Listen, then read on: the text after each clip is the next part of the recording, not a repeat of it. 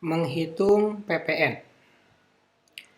PPN merupakan pajak yang dikenakan atas value added atau pertambahan nilai.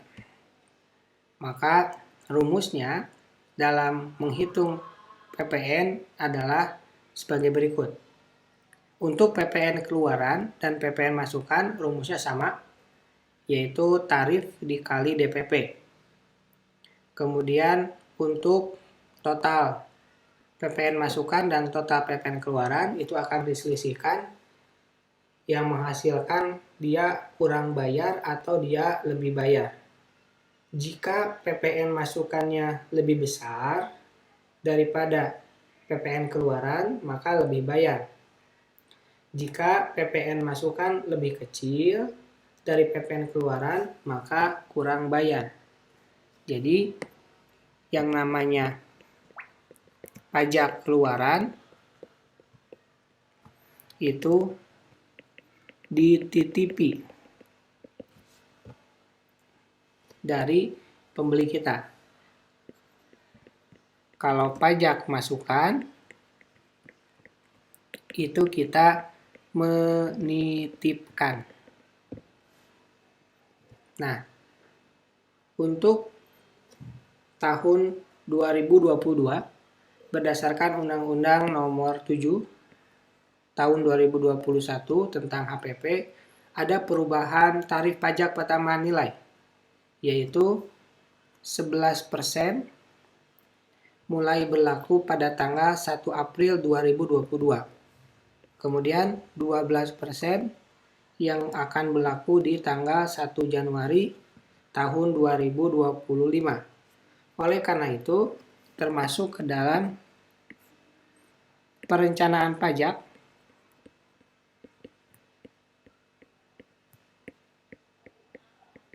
yaitu khusus tahun 2022 harus memperhatikan bulan transaksi. Karena di tahun 2022 itu ada tarif baru, yaitu di tanggal 1 April yang asalnya tarif pajak 10% berubah menjadi 11%. Makanya kita lihat kapan transaksi itu terjadi. Apabila sebelum tanggal 1 April 2022, maka dikenakan tarif pajak 10%. Tapi apabila tanggal 1 April 2022 dan seterusnya sampai dengan akhir tahun, maka dikenakan pajak 11%. Begitupun halnya di tahun 2025 nanti. Maka harus dilihat tahun transaksi tersebut. Apabila tahun 2025, maka tarif berubah menjadi 12%. Tetapi kalau sebelum tahun 2025, maka tarif masih 11%. Itu pun apabila tidak ada peraturan yang menyebutkan lain, misalkan ditunda atau hal yang lain sebagainya. Oleh karenanya, harus selalu update tentang peraturan perpajakan yang terbaru. Mengingat perubahan ini sangat signifikan. Kemudian, untuk tahun 2022 dan 2025 atau sebelum di tahun tersebut, karena ada perubahan tarif, maka harus ada yang namanya penyesuaian kontrak.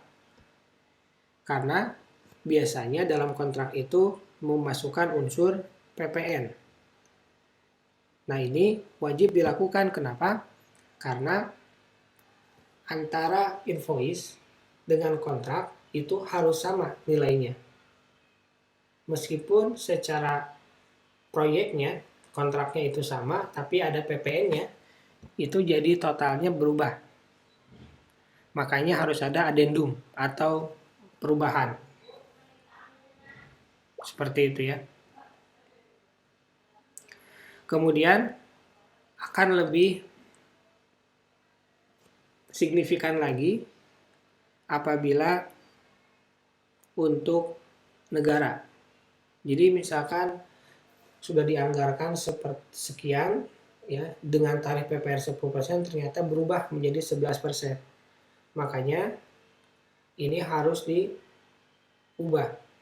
Seperti terjadi di Kantor Pelayanan Perbendaharaan Negara KPPN Kota Sukabumi, di mana KPPN Sukabumi ini memberikan arahan agar merubah kontrak yang telah disetujui yang tarif pajaknya 10% sebagai keadaan kahar. Kenapa? Karena perubahan tarif PPN ini bukan di luar kuasa si pengguna anggaran. Makanya kita bisa merubah kontrak tersebut agar sesuai dengan peraturan perpajakan yang berlaku. Ini pun bisa dilakukan oleh kota-kota yang lainnya. Tapi untuk swasta sendiri dalam hal kontrak sangat mudah dilakukan atau tidak seribet dengan negara. Karena swasta itu antar penjual dan pembeli mereka fleksibel apalagi dalam dunia bisnis. Yang penting mereka bisnis jalan ya, kemudian peraturan perpajakan tidak ada yang dilanggar. Sebagaimana prinsip dari perencanaan pajak, memenuhi kewajiban perpajakan tanpa melanggar peraturan perpajakan yang berlaku.